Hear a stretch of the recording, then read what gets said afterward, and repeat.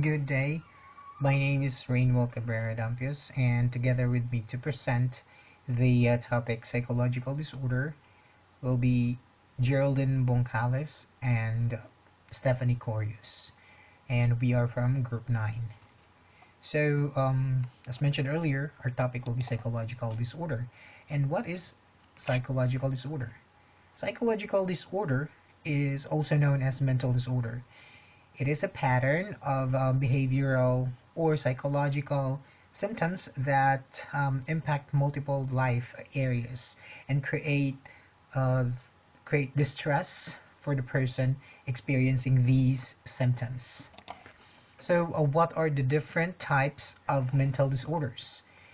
So, the Diagnostics and Statistical Manual of Mental Disorders, or DSM, describes approximately 150 different psychological disorders, as well as disorders that fall under a category of similar or related disorder subtypes. So, some of the prominent diagnostics categories includes eating disorders, um, mood disorders, somatoform disorders, sleep disorders, anxiety disorders, and personality disorders. To see more of mental disorders or psychological disorders, you may visit the link that is on our presentation.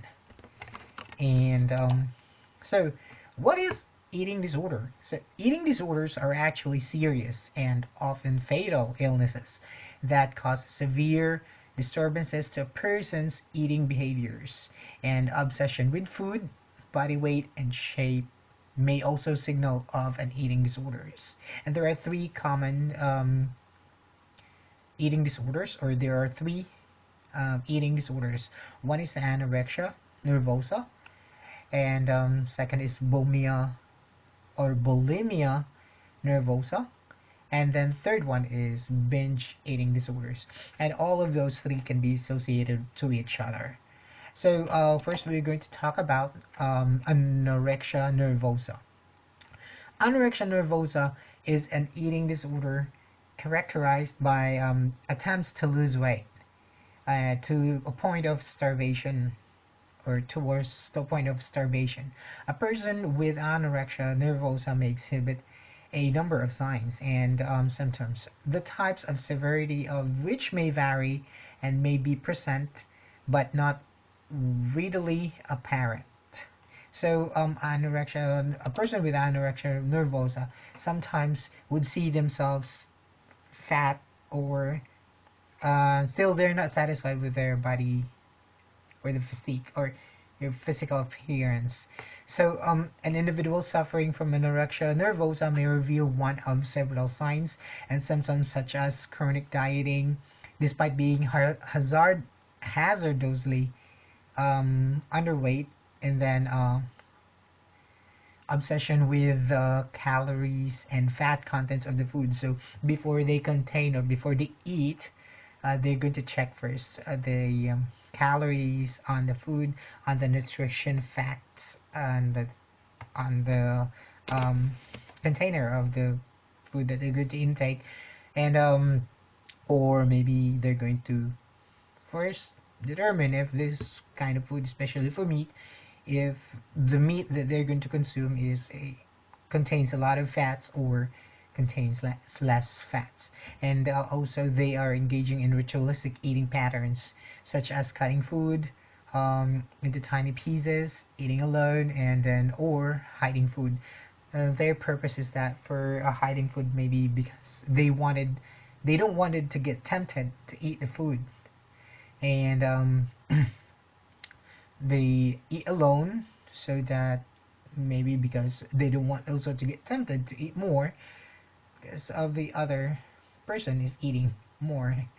So the person eating together with them eats more.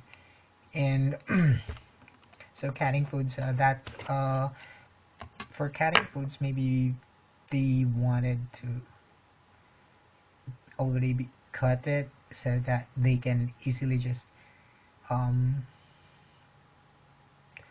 they can just easily swallow or just chew few, just chew for for lesser time, and then they can go ahead and swallow it, because the more you chew the food, the more you're going to taste its or the more you're going to, yeah, the more you're going to taste the food, or the more it gets tastier, so you tend to um eat more. That's one of the reasons. So next is bulimia nervosa. Bulimia nervosa is a serious, potentially a life-threatening eating disorder characterized by cycle of binging and compensatory behaviors such as self-induced vomiting designed to undo or compensate for the effects of binge eating. So on bulimia nervosa, it is actually a it's like a ritual, like for persons who loves to eat but they're body conscious. Sometimes they do this because they want to savor the food that, or enjoy the food that is on their plate, but then since they're body conscious, they are going to find ways how to get this food out of their mouth, and not to prevent it to be digested right away, or to be digested. What going to do is they're going to uh, vomit, or going to puke their mouth or their tonsillitis, so that it could trigger for them to vomit and release all the food that they eat after the massive consumption that they had done when they eat the food. And it can be also associated with anorexia nervosa. For a person with anorexia nervosa, maybe tend to use this kind of way how to prevent themselves getting lots of food or consuming food. Now, binge eating disorder. Binge eating disorder is a severe life-threatening and treatable eating disorder characterized by recurrent episodes of eating large quantities of food, oftenly very quickly and to the point of discomfort. A feeling of a loss of control during the binge. So experiencing shame, distress, or guilt afterwards, and not regularly using unhealthy uh, compensatory measures or purging to counter the binge eating. It is the most common eating disorder in the United States. So, and it's obvious, totally obvious, that there's a lot of people in the United States who is overweight. And one of the common problem there is calorie intake. So no, people tend to eat a lot, especially when when a person is getting stressed, because maybe in the United States they have credits, and they work to pay for their bills, not to for their own, or they work to pay for the bills, not they work to for their lives or something like that. I forgot the term. Sorry. So yeah, binge eating is like in Filipino term, taray gutom, something like that. So they eat whatever they can see, or whatever they see. So saw on the table, anything that has been served, that will be served to them, will be eaten and consumed, to the point that feel discomfort, even if they're already full, they're going to continue and eat what they have on their plate. Actually, I also encountered this kind of issue, binge eating, due to comfort, and then the longer are the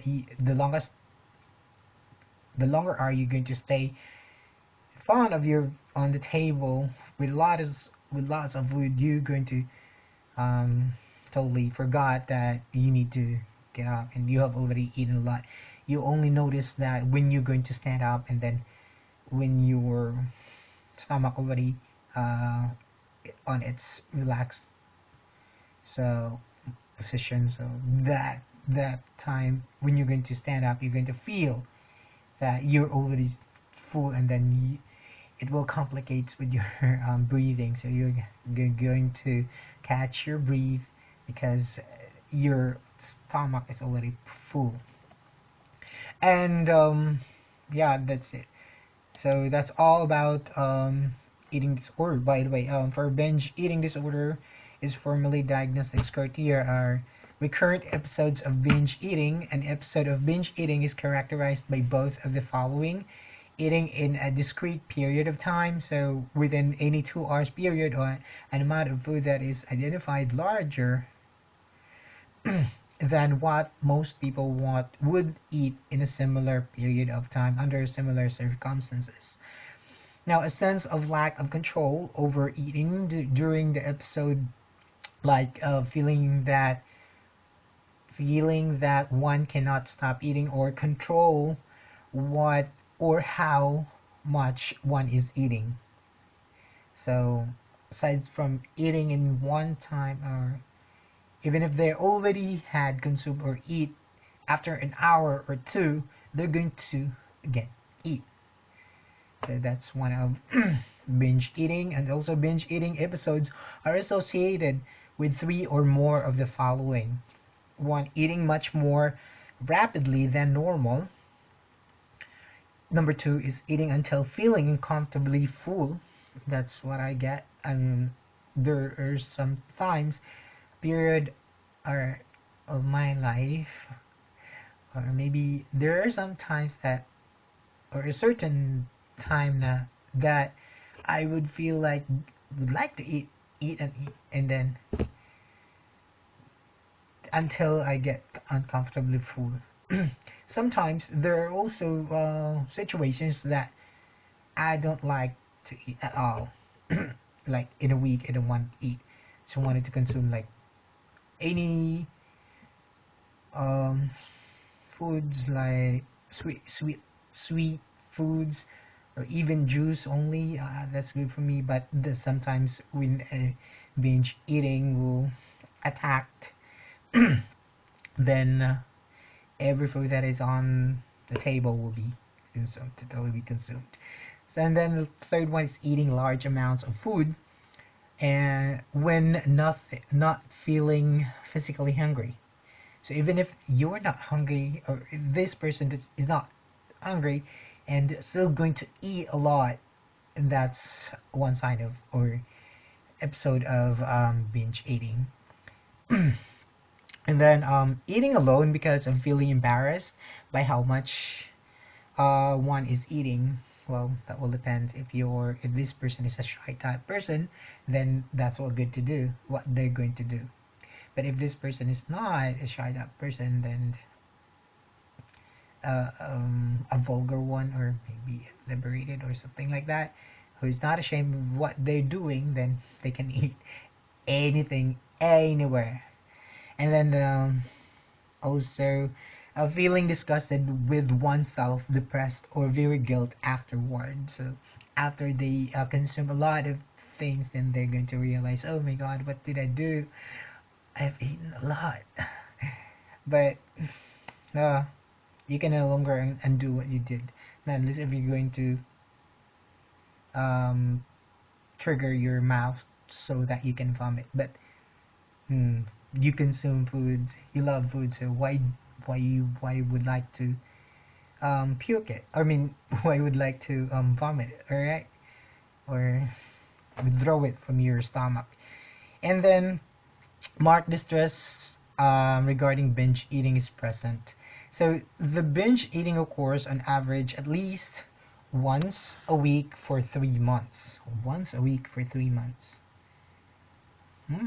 So if a person consumes a lot of food or eats a lot once a week, then it is considered. I mean, in a consecutive for 3 consecutive months, then this is already a sign that this person has a binge eating disorder. Wow, never thought of that. The second one is binge eating is not associated with the recurrent use of inappropriate compensatory behaviors, purging, as in bulimia nervosa, and does not occur exclusively during the course of bulimia nervosa or anorexia nervosa. This one is not that clear to me. Recurrent or inappropriate compensatory behaviors, purging.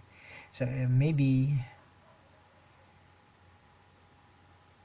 yeah, maybe if this person, if they then realize later that they feel embarrassed to what they did, and they realize that they might get fat, then they're going to exactly um, try the bulimia nervosa procedure. So next will be mood disorders, and for this mood disorder, there are subtypes, and one of it is bipolar disorder, and this will be discussed by Steffi Corios. But to give you an overview for this, mood disorder is also known as mood affective disorders. It's a group of conditions where disturbance in the person's mood is the main underlying feature. So, mood disorders fall into the basic groups of elevated mood, such as mania or hypomania, or manic disorder, or manic, depressed mood, of which the best known and most research is major depressive disorder, or MDD, commonly called the clinical depression, unipolar depression, or major depression. And then last one is bipolar disorder, will be discussed by, or will be presented by Steffi Corios. So I'm going to present hypomania. Hypomania lasts for a few days, and is less severe than mania. It can still have a disruptive effect on your life, and people may notice a change in your mood and behavior, but you will usually be able to continue with your daily activities without these being too badly affected. So hypomania is only a mild occurrence of a person's mood. It's not totally the worst at all. So people can still continue what they're going to do, or what they're doing in their daily lives. So some of the persons or things that you might feel when you have this hypomania is happy, euphoric, with a sense of well-being. So it's like positivity. Wow, you get positive, lots of energy, sociable, racing thoughts, creative and full of ideas and plans, and like you can perform tasks better and more quickly than normal, impatient, irritable, or angry. So since this person is a person with a lot of idea, then tendency, or maybe he might think that or because that he can do things, or they can do things right away themselves, or understand things quickly, then this will be this will be the things that they're going to feel if they will be associated with the other person, or will be accompanied with the other person, and then the other person is not as capable to do things like him, then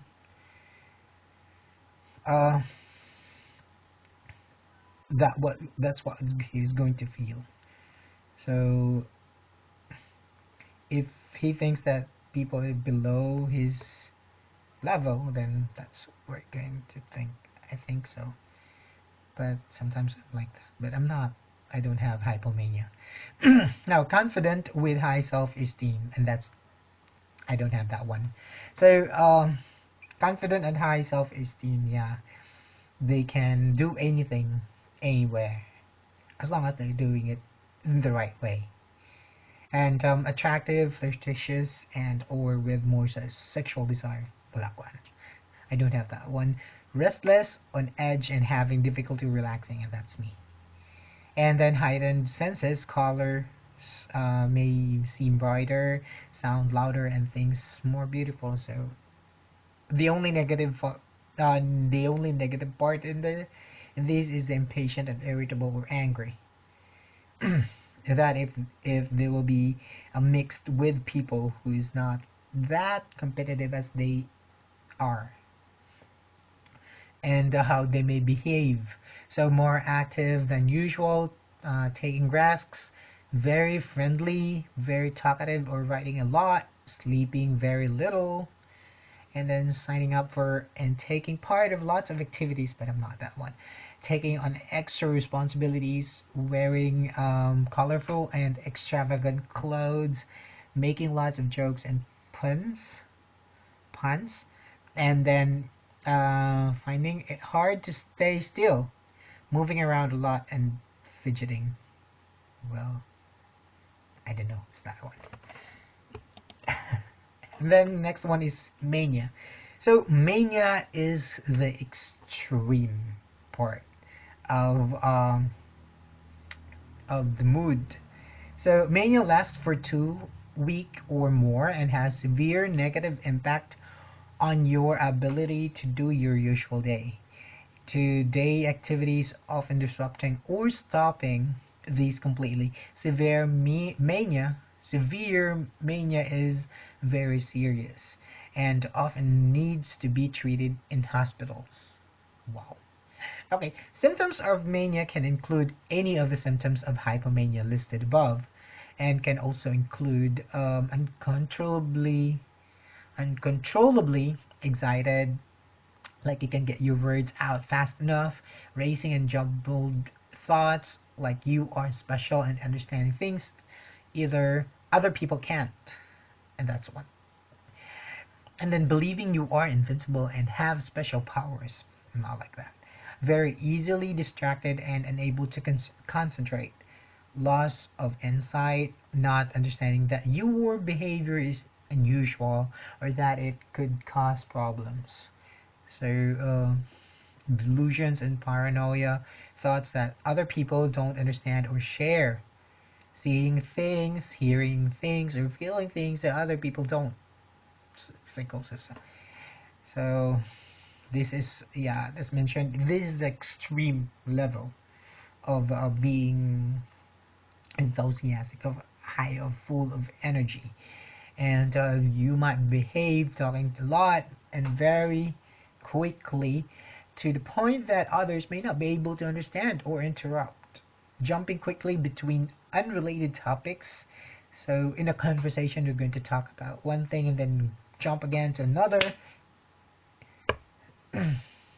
without asking for any replies from the other person you're talking to. And being rude and angry or aggressive, doing or saying things that are inappropriate and out of character, losing social inhibitions, forgetting to look after yourself, forgetting to eat or drink, and then, for example, misusing drugs or alcohol, taking serious risks with your safety, spending money excessively and inappropriately. So that's mania. These are the statements, but we're not gonna talk about it. So possible causes of mania or hypomania. There is no single clear-cut reason that someone may become hypomania or hypomanic or manic. It is generally felt to be a combination of long-term and short-term factors, which differ from person to person. Possible causes of hypomania or mania include high levels of stress, changes in sleep patterns or lack of sleep, use of stimulants such as drugs or alcohol, seasonal seasonal changes, some people are more likely to experience hypomania and mania in spring. I don't know why. Well, we don't have spring here in the Philippines.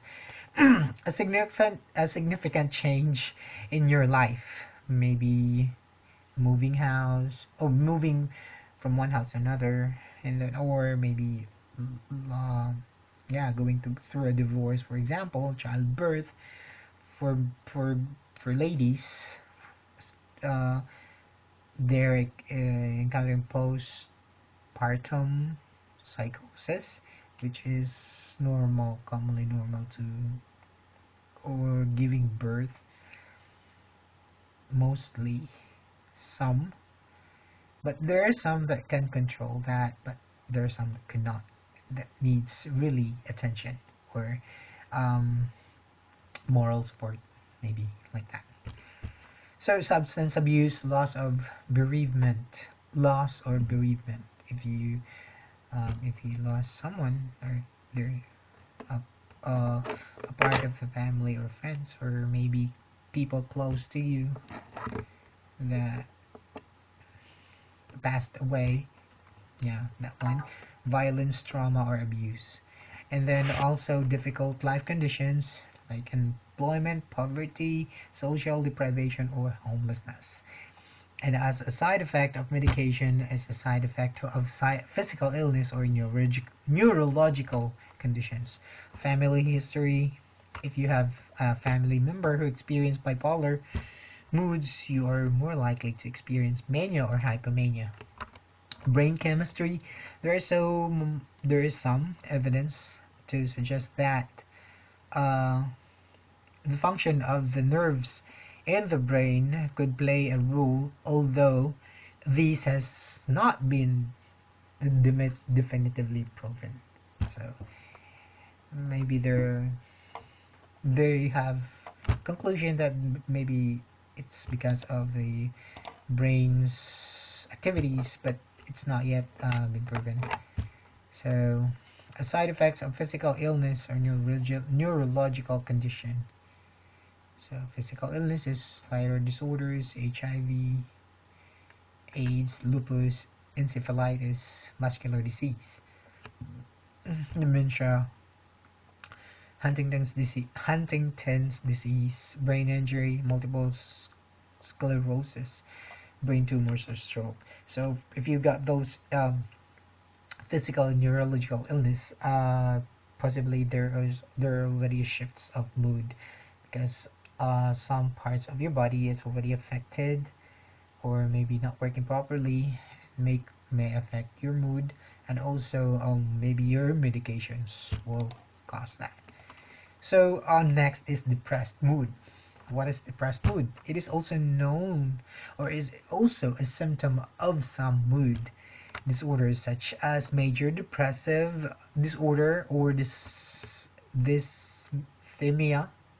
People with a depressed mood may be notably sad, anxious, or empty. They may also feel notably hopeless and helpless, dejected, or worthless. Other symptoms expressed may include senses of guilt, irritability, or anger. So, from the word depressed itself, maybe it's maybe the worst part of their lives, and it's a negative part of their lives. So, so we have this functioning this depression. So this functioning depression could not really totally affect your lifestyle or how your life goes and your daily lives. So many psychologists associate high functioning and depression with persistent depressive disorder. So which is a prolonged state of depression. These with high functioning depression may not feel as helpless as those with clinical depression. So, but their depression does affect tremendously their quality of life. It minimizes their interest in everything, including social events with friends, families, high-functioning depressives, and socialize when necessary and will go to work and school. But once they are done with their responsibilities, they will withdraw themselves. So I can see myself there. Um, here are seven signs that you may have high functioning depression. One is concerned with time. So before I'm not, but right after I was exposed with or or after I have been employed, excuse me, and right there I become more concerned with time, and then plus the type of work that I had before really added up, and up until now I am, but still I am always late. Ironic, huh? And then so for concerned with time, although you are achieving your goals and completing all your tasks, you feel as if you are wasting your time. It doesn't matter if you find a new pastime or a new job, it will feel like a fool's errand. So you think to yourself, if all the time you are investing in completing things are worth it. That's why sometimes me myself, uh, if like I'm already concerned with time, I'm cramming because I'm about to get late. So what I do,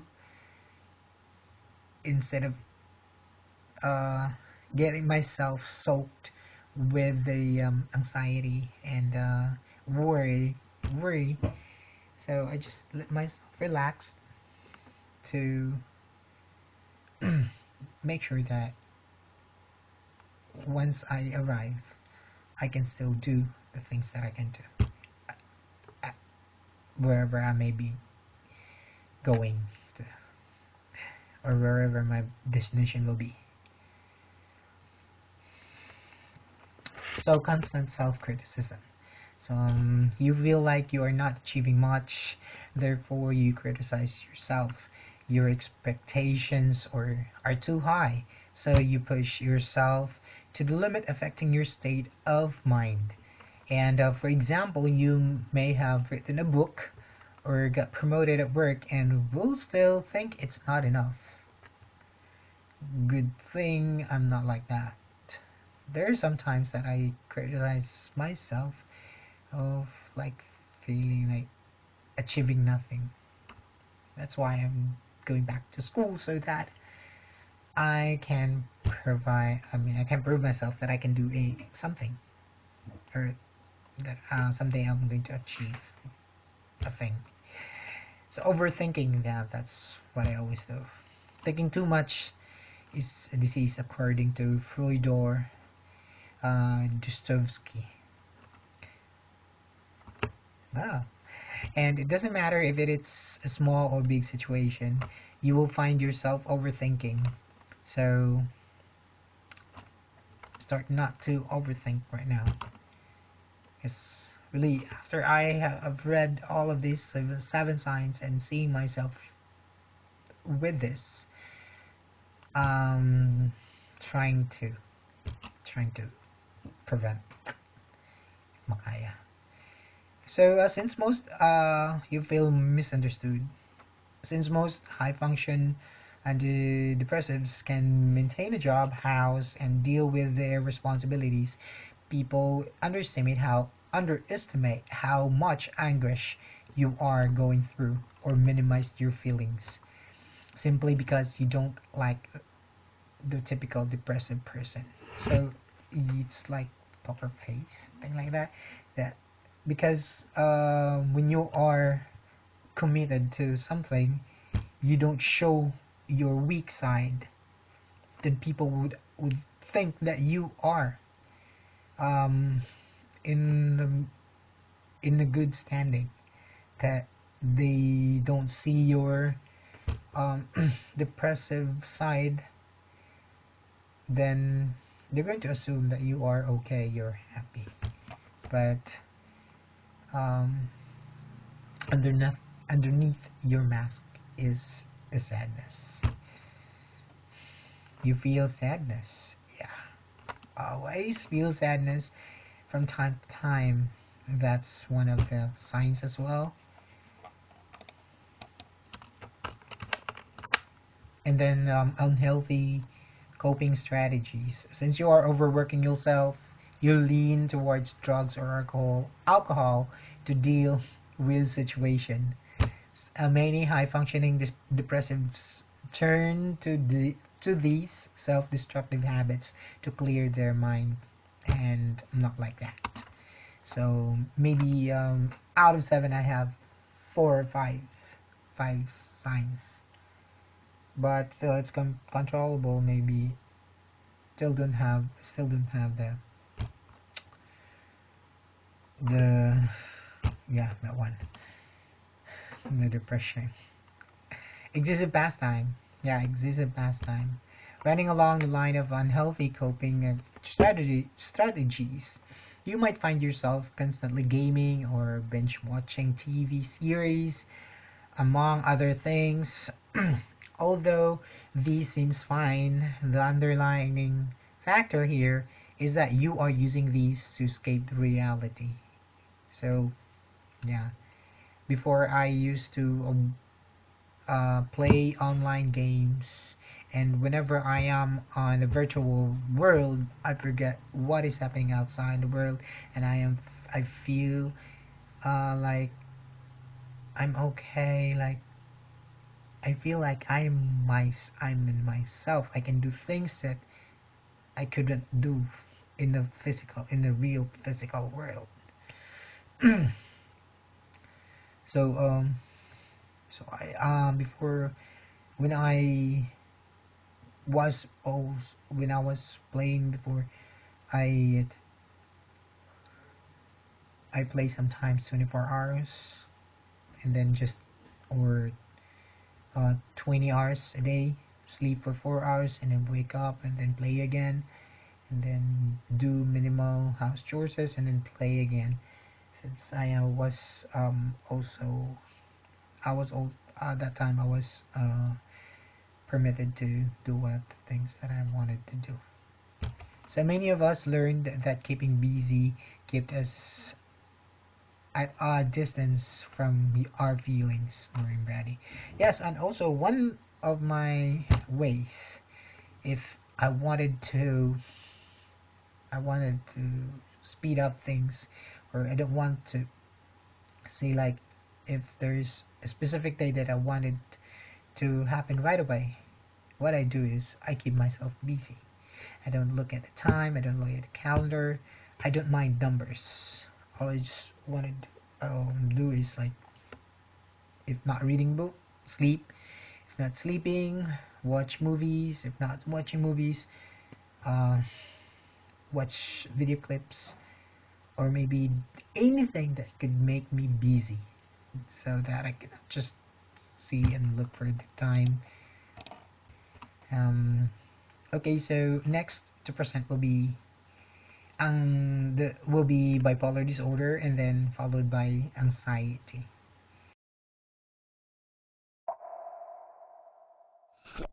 Maybe you've heard the term bipolar used to describe someone who's moody, or who has mood swings. But this colloquial use of the term is really different from bipolar disorder. Bipolar disorder, which used to be called manic depression, is a serious mental illness that causes a person to have dramatic shifts in emotions, mood, and energy levels, moving from extreme lows to extreme highs. But these shifts don't happen moment to moment. They usually happen over several days or weeks. There are a few different types of bipolar disorders, but there are some common features. First, the low moods are identical to those in a related disorder, major depressive disorder, also known as unipolar depression. Individuals with this can feel hopeless and discouraged, lack energy and mental focus, and can have physical symptoms like eating and sleeping too much or too little. But along with these lows, the thing that sets bipolar disorders apart from unipolar depression is that individuals can have periods of high moods, which are called manic episodes or hypomanic episodes, depending on their level of severity. In a manic state, people can feel energetic, overly happy or optimistic, even euphoric with really high self-esteem. And on the surface, these might seem like really positive characteristics, but when someone's in a full manic episode, these symptoms can reach a dangerous extreme.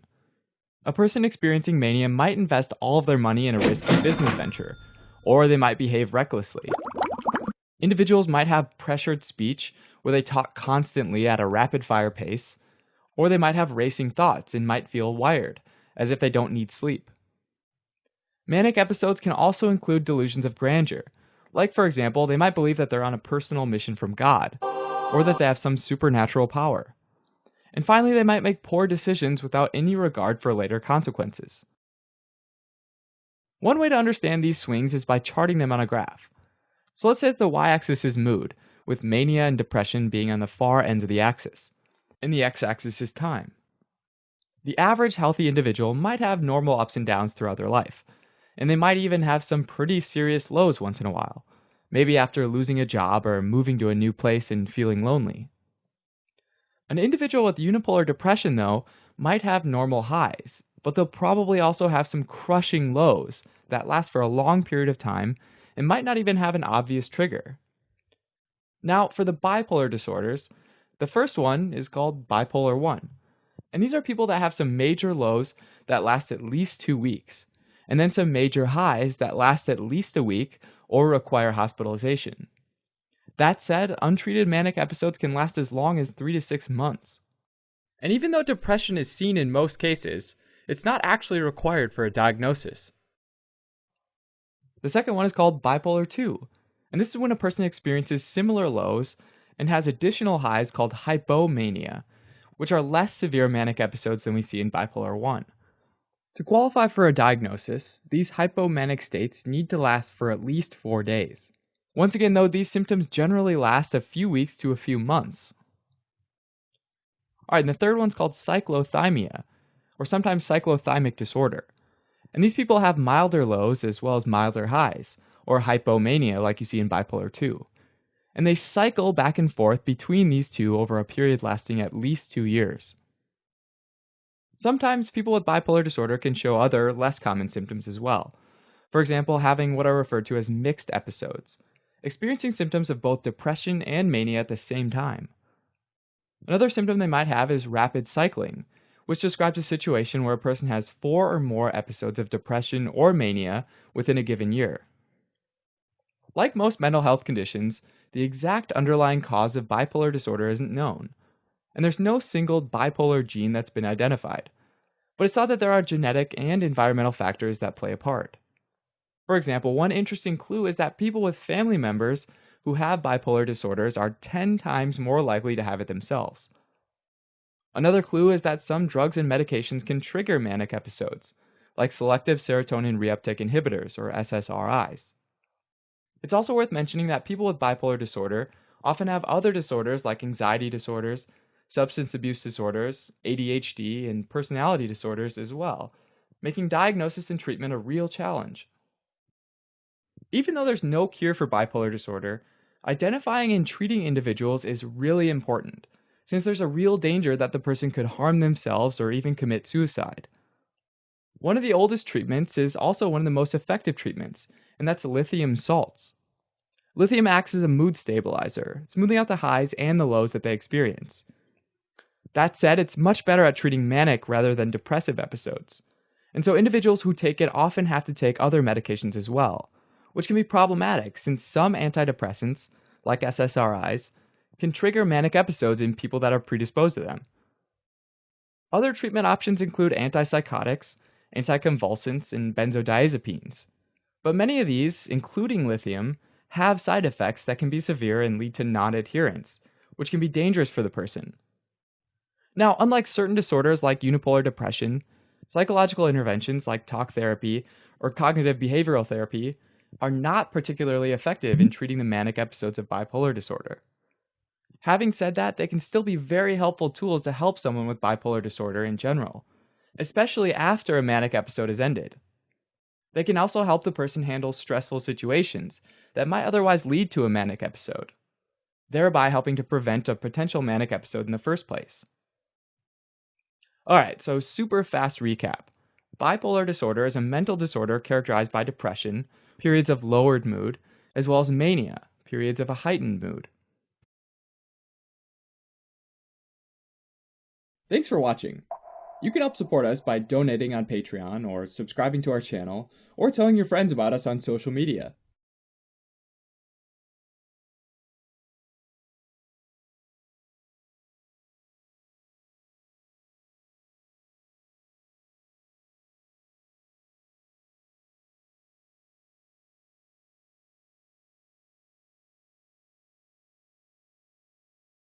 Go. According to the video we watched, bipolar disorder, also known as manic depression, it is a dramatic or changing of energy, mood or emotion. It takes days or weeks from extreme highs to extreme lows. To extreme highs. Extreme lows, it is when amorjaon na time na maka-feel ang tao na sobra ka I think self-pity or discouraged, tapos ma-feel nila na bagan sila ra, or in other words, darkest part of their lives. Extreme high, ang isa ka tao maka-feel na makakuha na sila na hamok ila idea or exaggerated sila, like na doon supernatural power nga do ila mission na taghatag sa Ginoo. Tapos ano pa doon, makakuan sila ng lisod sila maka make og isa ka decision. The four types of bipolar disorders are unipolar, bipolar 1, bipolar 2, and cyclothymia. Cyclothymia ba kuya? When you say bipolar unipolar, it is the normal or mild Bisaya na lang. Mild na pag-change sa mood sa isa ka tao. Normal ra ang ija koan, normal ra ang ija mania, or tapos normal ra sa ang depression. Tapos when you say bipolar 1, amo jud na mag-last ng koan siya from depression to mania. Ang depression maglast ng 2 weeks, tapos ang mania is 1 week. Tapos when you say bipolar 2, John, normal na siya, mild na kibali na dili makalapas dito sa kibali, in other words, barrier or border sa koan sa mania, tapos dili sa disorder, sa depression. Tapos cyclothymia, when you say cyclothymia, amo jud na time na mild ang mania or depression sa isa ka tao na iya ma-feel. Tapos maglast ini siya na 2 years. Aside sa upat ka type sa bipolar disorder, joy isa ka episode na automatically ma-determine na to or ma-identify na to ang isa ka tao na joy iya bipolar disorder. Gitawag ini siya na mixed episode. Kuan siya from ang iya mode depression to mania or vice versa, mania to depression. Ang bipolar disorder, why I cure pero I treatment. Example ini is lithium salt, which is a mood stabilizer na makakontrol from extreme highs to mild. Tapos, diyan pa ila ang treatment sa bipolar disorder, ang antidepressant, pero siya sa lithium salt, consider ang ija kalahian extreme lows to mild, highs mo lang kuan. Tapos job pa kuan lain na treatment ang psychological intervention, amo jud ang talk therapy. So kinahanglan nimo istoryahan nimo ang isa ka tawo na ay bipolar disorder through talk therapy. Tapos makatabang jud sila sa grabe na ka stressful na situation. That's all about bipolar disorders. Thank you.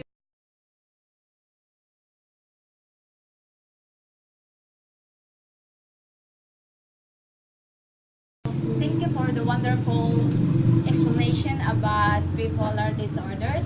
And now we are going to talk about anxiety disorders. What is that? What is anxiety disorders?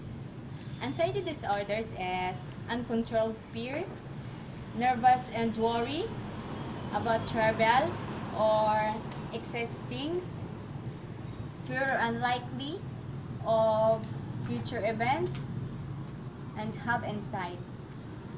We have prepared a video about anxiety disorders.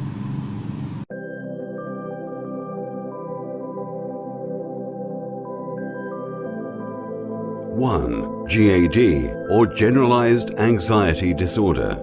This type is often manifested by excessive worrying about simple events or occurrences in life. This exaggerated worrying can last for days, months, or years, and starts to affect the day-to-day routine of the person. It is very hard to concentrate on daily activities and carry out work, since severe worry occupies the mind all throughout the day. In severe cases, the person always anticipates worst-case scenarios and feels exhausted, overly stressed, tense, and can often have migraines and body aches.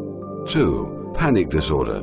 Panic disorder is manifested when a person feels sudden terror without warning, and it occurs repeatedly, which results in panic attacks. This kind of anxiety disorder has symptoms such as heart palpitations, chest pains, shortness of breath, and dizziness. 3. Obsessive compulsive disorder, or OCD. A person with OCD performs rituals and has unwanted thoughts and obsessions. These thoughts and obsessions lead to these rituals being done repeatedly. Most often, people with OCD recognize that they have this problem but can't do anything about their compulsions because of the fear that their obsessions might be true. 4. Post-traumatic stress disorder, or PTSD. This type of disorder is caused by a traumatic event or events that a person witnessed or experienced. Many returned soldiers suffer with PTSD, as do victims of torture. People with this type of disorder experience flashbacks, nightmares, and are tense and irritable. Such symptoms make it hard for them to build lasting relationships, whether at work or in their personal life. Those are the type of anxiety disorders. To recap, one is GED, or generalized anxiety disorder. Mo ni ang magsakit ang imong lawas o over ako sa stress, tapos na-tense ka, tapos worry mind. Mo nang example sa generalized anxiety disorders, ang symptoms na niya. 2 is panic disorders. Heart pain or dizziness, malipong ka or magsakit ang imong dughan, mo na ang example sa panic disorders. Sakit ang dughan kay nasakitan mo. Obsessive compulsive or OCD. Amo ni ang biskay plaster na imong ginabuhat, imo gapon siya balik-balik ko, gina-repeat nimo yung mga buhaton gusto nimo na mas better pa mo plaster or unsa ra kanimo himuon para magana pa adto, pero dili na dapat adto ko ano nimo. Number 4 is post-traumatic stress disorders. Amo ni ang naimo na trauma ka or jay mo na witness na mintini mo si mo na imong gitraumahan, or jay mo mga experience na mintin mag-flashback sa imong nahuna, mo na ang symptoms sa post-traumatic stress disorders. And that's all about anxiety.